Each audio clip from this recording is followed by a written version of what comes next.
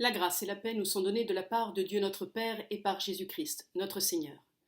Nous avons fait le choix ce dimanche encore de culte en vidéo, non pas parce que nous n'avons pas envie de nous retrouver, mais aussi parce que c'est un dimanche de catéchèse et que l'organisation aurait été trop compliquée de faire venir à la fois les parents, les enfants sur place. Nous sommes limités à une jauge de 30 personnes. Et donc voilà pourquoi nous attendons probablement la semaine prochaine, mais je vous tiendrai au courant pour reprendre nos cultes en présentiel. Aujourd'hui, nous allons entendre un texte dans l'évangile de Luc au chapitre 1, les versets 26 à 38. Nous rentrons dans cette période de l'Avent, c'est le début de notre année liturgique. Et nous allons entrer dans un cheminement qui va nous mener pendant 4 dimanches vers Noël. Je vous invite maintenant à vous unir dans la prière pour que nous puissions nous mettre en présence de Dieu, mais aussi en disposition pour entendre sa parole. Seigneur, c'est en ton nom que nous sommes rassemblés. Nous te remercions de nous avoir tous appelés. Tu le sais, tu es la source de notre vie et nous avons besoin que tu nous donnes la force de nous sentir proches les uns des autres malgré l'éloignement que nous oblige à vivre ce confinement. Nous te demandons que ton esprit nous éveille à la joie et que ta parole nous rejoigne et qu'elle nous fortifie. Amen. Luc 1, versets 26 à 38. Élisabeth est enceinte depuis 6 mois. Voici que Dieu envoie l'ange Gabriel dans une ville de Galilée, appelée Nazareth.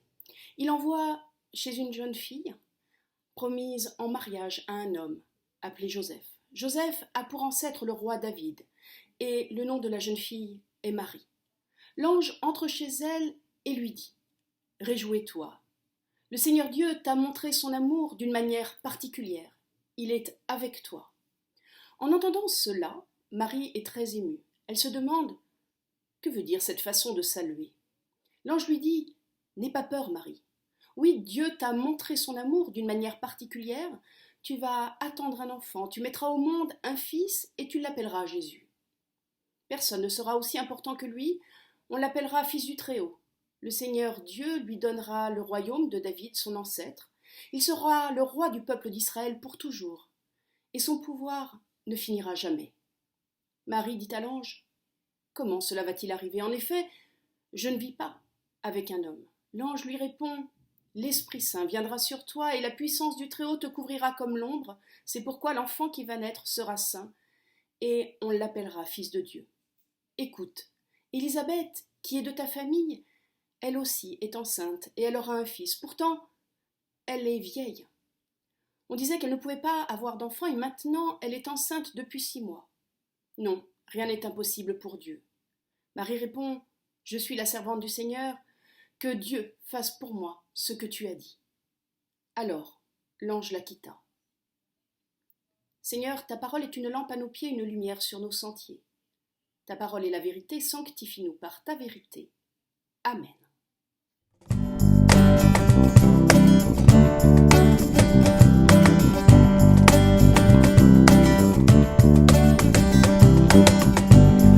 Ton nom éternel, Seigneur, je célèbre ta bonté. Quelle joie tu vis en moi, quelle joie tu viens pour nous sauver. Tu viens du ciel sur la terre, montrer la voie de la terre à la croix. Payé pour moi de la croix jusqu'au tombeau et du tombeau jusqu'au ciel. Je loue ton nom éternel. Je loue ton nom éternel. Je loue ton nom éternel. Seigneur, je célèbre ta bonté. Ta bonté. Quelle joie tu vis en moi. Quelle joie tu vis en moi. Quelle joie tu viens pour nous sauver. Nous sauver, tu viens du ciel sur la terre, montrer la voie de la terre à la croix. Payé pour moi de la croix jusqu'au tombeau et du tombeau jusqu'au ciel. Je loue ton nom éternel. Tu viens du ciel sur la terre, montrer la voie de la terre à la croix.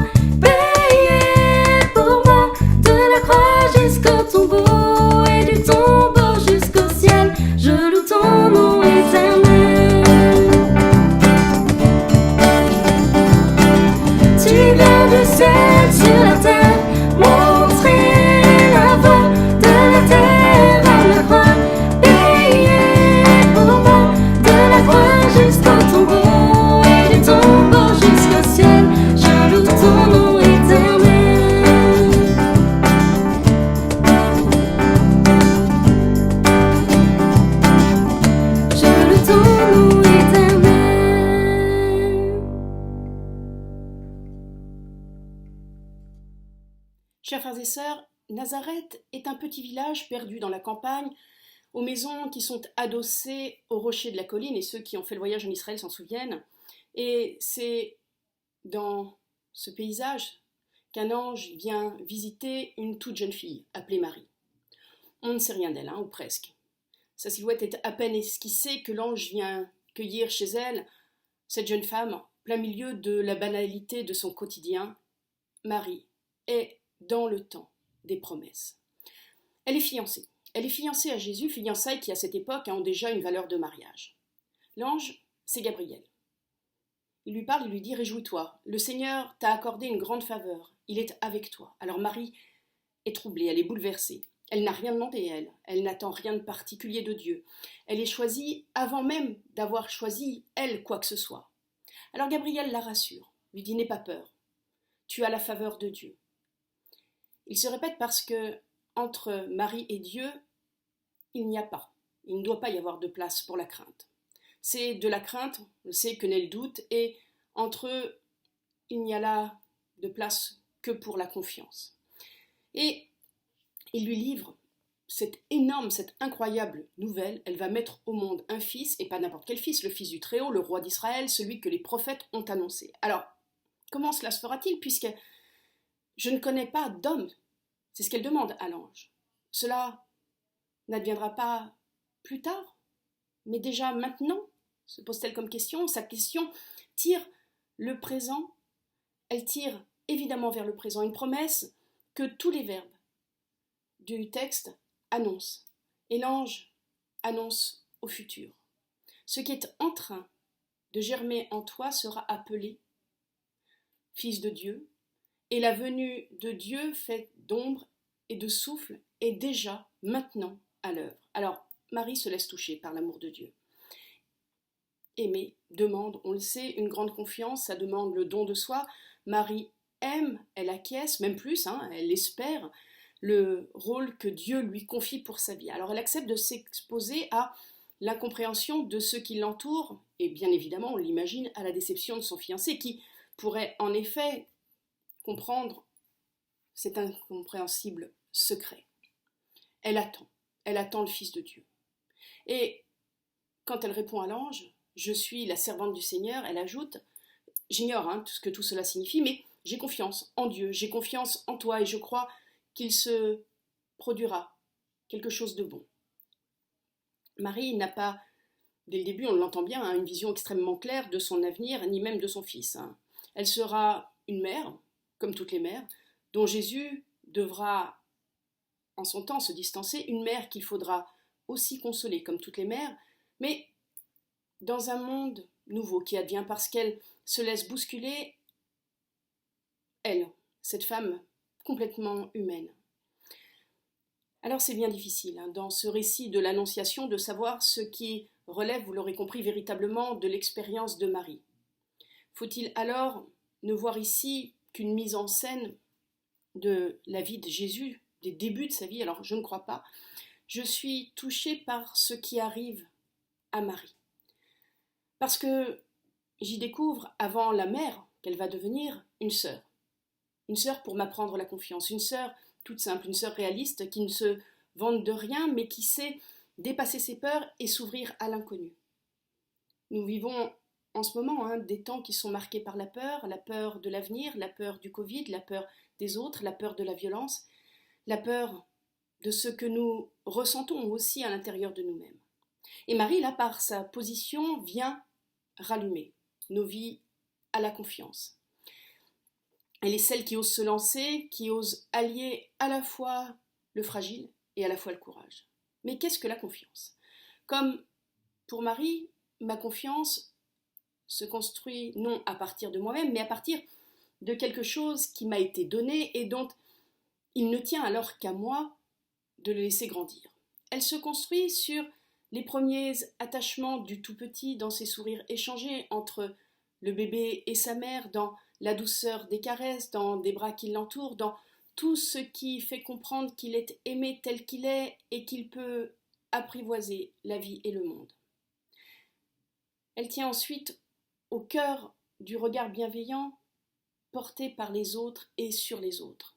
Elle s'accommode du tissu de nos vies, du tissu aux inévitables trous, évidemment, aux petites comme aux grandes déchirures, aux morceaux que l'on a essayé de rapiécer comme aux parties qui sont finement taillées et brodées.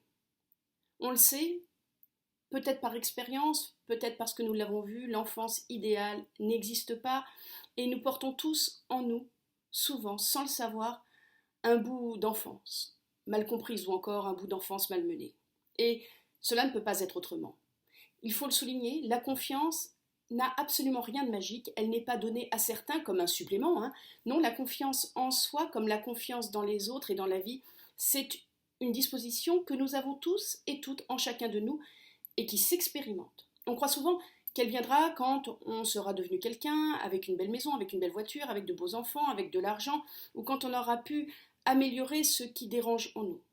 Eh bien là, je crois qu'on fait véritablement erreur, parce que la confiance se construit sur ce que nous sommes, à partir de la réalité toute banale de ce que nous sommes, de l'acceptation de nos qualités, mais aussi de nos défauts. Il n'y a pas à chercher à être quelqu'un d'autre, il y a à grandir en humilité. L'humilité, ce n'est pas imaginer qu'on est moins que rien, et ce n'est pas non plus s'humilier. C'est reconnaître, en devenant de plus en plus authentique, ce que nous sommes, avec nos talents, avec nos forces, mais cela, et c'est important sans vantarder, sans chercher à impressionner qui que ce soit avec justesse. C'est de se savoir petit, limité, mais aussi, dans le même temps, appelé à se dépasser, comme Marie. C'est un trésor précieux à garder en mémoire pour toutes les traversées difficiles de notre existence. La confiance se bâtit donc dans l'échange, dans les moments de rencontre, ceux qui nous permettent véritablement d'exister, là aussi simplement tels que nous sommes. Et ce sont des moments rares, mais des moments précieux où être soi-même, se révéler dans son intimité, dans ce qui fait le cœur de nous-mêmes est possible et peut se dire dans un véritable dialogue. Vous savez, ces dialogues vrais, on les reçoit parce que on n'en sort pas comme on y est entré. La confiance, il est important de le rappeler, est active. Elle reçoit, elle est une ouverture vers les autres, une capacité de se tourner vers l'autre en communion d'amour. Et si la confiance est là, c'est que nous choisissons d'en faire activement partie. Cela demande évidemment de l'énergie, cela demande, comme pour Marie, quand l'ange vient la trouver, que nous donnions du poids à ce qui vient de l'autre et c'est peut-être là le plus dur, que nous nous laissions rencontrer. Les présupposés, vous l'aurez compris, n'y ont pas leur place. Oui, la confiance nous est donnée déjà avant notre naissance, donnée par notre histoire humaine, mais aussi donnée par notre histoire avec Dieu. Dieu nous aime, et comme pour Marie, il souhaite pour nous la vie et la croissance de vie. À nous aussi, il demande un oui radical à ce qui vient de lui. À nous de nous souvenir des paroles qu'il nous dit, des appels aussi qu'il nous lance, à nous de nous confier à lui, d'ouvrir notre âme à sa confiance et de redire avec le psalmiste « À l'ombre de tes ailes, je m'abrite jusqu'à ce que le malheur soit passé ». C'est le psaume 57. Ou encore dans le psaume 116, « Dieu est tendresse, le Seigneur défend les petits, j'étais faible et il m'a sauvé ». Ou dans le psaume 131, « Je ne rêve pas de grandeur qui me dépasse, mon âme se tient tranquille et sereine, comme l'enfant qui s'endort tout contre sa mère. » Chacun, de son côté, à chacun, Dieu, comme nous, a son rôle à jouer pour que la confiance reste vivante et que la confiance grandisse. Avec son Fils, Dieu se livre au risque de la rencontre. Il vient vers nous par un enfant vulnérable, désarmé, et c'est bien là que nous sommes invités à un retournement, à une conversion de notre manière de penser. Lui, Dieu. Le Dieu très haut, on le voit ici, se fait très bas. Ce retournement nous le rend proche et ce retournement nous interpelle. Dans une des pièces de théâtre d'Éric Emmanuel Schmitt, Le Visiteur, il fait dire à Dieu « Pourquoi aurais-je fait de vous, pourquoi vous aurais-je fait si ce n'était par amour ?» Mais vous n'en voulez pas de la tendresse de Dieu. Vous ne voulez pas d'un Dieu qui pleure, qui souffre. Oh oui, tu voudrais un Dieu devant toi qui se prosterne, mais pas un Dieu qui s'agenouille. Ce Dieu qui s'agenouille, ce Dieu tout simple, s'offre à nous tous. Quelque part, nous sommes tous enceintes ou enceints de sa présence en nous. Nous sommes tous invités, comme Marie, à faire notre part parce que sans nous, Dieu ne peut rien. Sans Marie, pas de Jésus. Nous pouvons ainsi vivre avec le courage, confiant parce que nous sommes habités par lui, qui nous permet de vivre dans le monde sans jamais nous abandonner au désespoir. Alors que l'avenir est incertain, cela nous permet de dire que Dieu est un Dieu d'amour, même quand nous voyons la haine autour de nous, même quand nous avons peur de la maladie, où nous avons un Dieu de vie, même lorsque nous voyons l'angoisse et le malheur. À nous, aussi tout ordinaire que nous soyons, Dieu vient nous parler, veut nous parler. Tel que nous sommes, il nous invite à cheminer avec lui dans notre vie. À nous aussi, il envoie des messagers, il envoie des signes de sa présence. Ne sommes-nous pas aussi entourés d'anges qui nous disent, jour après jour, la tendresse qui peut lever nos peurs et libérer l'amour. Nous pouvons faire nôtre, je crois aussi, ces mots de Francine Carillot dans son livre appelé Braise de douceur, et qui dit « Ce qui nous arrive, c'est que Dieu n'a pas d'autre chemin que nous pour venir jusqu'à nous. C'est en nous que la douceur attend de faire son lit. C'est à nous qu'il revient de bercer Dieu. Oui, Dieu est en attente de nos tendresses. Il est en attente aussi de notre confiance. Alors, toi ma sœur d'ici, toi ma sœur d'ailleurs, toi mon frère d'ici, toi mon frère d'ailleurs, tu es béni. Dieu fait germer en toi la vie. Amen. Je vous invite à la prière. Seigneur, en ce premier dimanche de l'Avent, nous nous tournons vers toi et nous voulons faire rejaillir en nous la lumière. Cette lumière que tu as déposée au fond de nos cœurs, au fond même de nos vies, et que tu attends que nous fassions briller pour les autres. Seigneur, tu es un Dieu d'amour, un Dieu de confiance, un Dieu qui nous a permis de faire naître en nous ce que tu attends de nous. Fais de nous des ouvriers de paix, des porteurs d'espérance et de vie. Donne à chacun et à chacune de nous cette envie et ce désir d'annoncer la bonne nouvelle de ta venue dans le monde, ta bonne nouvelle aussi de ta présence au cœur même de ce monde. Seigneur, nous allons cheminer dans la lumière, aide ce monde à voir cette lumière. Aide-nous à faire briller des lumières dans les yeux de ceux qui n'en ont plus. Aide-nous à faire briller la lumière dans le cœur de ceux qui ont le cœur comme mort. Alors oui, Seigneur, nous pourrons apporter un peu plus de vie, donner à notre tour naissance à quelque chose de beau, à quelque chose de grand que tu attends de nous. Seigneur, remets en nos cœurs cette confiance. Redis-nous l'amour que tu as pour chacun et chacune d'entre nous parce que ce sont des mots que nous avons tous besoin d'entendre. Seigneur, nous te remettons le monde tel qu'il est. Nous te remettons les peurs. Nous te remettons les angoisses, les douleurs, les cris. Aide à ce que nous fassions de tout cela non pas un brouhaha horrible, des cris hurlant la détresse, mais que cela devienne au fur et à mesure un murmure de douceur, de paroles qui apaisent, que les cris laissent place aux soupirs de contentement, que la peur et la tristesse laissent place à la joie. Seigneur, nous te demandons de nous aider à faire cela dans nos vies d'abord, mais aussi dans la vie des autres. Et nous avons confiance que tu peux nous permettre d'y arriver. Et d'un même cœur et d'une même voix, nous voulons te dire cette prière que ton Fils a enseignée à ses disciples. Notre Père, qui es aux cieux, que ton nom soit sanctifié, que ton règne vienne, que ta volonté soit faite sur la terre comme au ciel. Donne-nous aujourd'hui notre pain de ce jour. Pardonne-nous nos offenses comme nous pardonnons aussi à ceux qui nous ont offensés. Et ne nous laisse pas entrer en tentation, mais délivre-nous du mal, car c'est à toi qu'appartiennent le règne, la puissance et la gloire, pour les siècles des siècles. Amen. Comme chaque dimanche, je vous le rappelle, nous espérons de vous une offrande en cliquant sur Faire un don sur notre site de paroisse. Je vais vous mettre les références en bas de cette vidéo pour que vous puissiez vous y référer tout de suite après le culte. Je vous remercie de votre présence ce dimanche pour cette écoute. Je vous souhaite à tous et à toutes une excellente semaine et je vous invite à recevoir la bénédiction de la part de Dieu. Que le Seigneur nous bénisse, qu'il nous garde, qu'il tourne son visage vers nous et qu'il nous donne sa paix. Allons avec confiance dans la paix et dans l'amour du Seigneur. Amen.